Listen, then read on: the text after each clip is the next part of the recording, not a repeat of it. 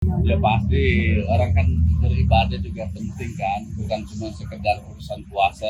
Puasa wajib, tapi ibadah yang lain juga harus jalan.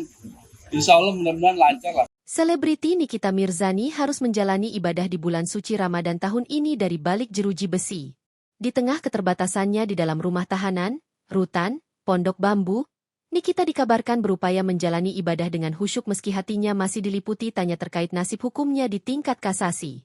Hal tersebut diungkapkan oleh kuasa hukumnya, Usman Lawara, usai menjalani persidangan di Pengadilan Negeri Jakarta Selatan, Kamis, 24 Februari 2026.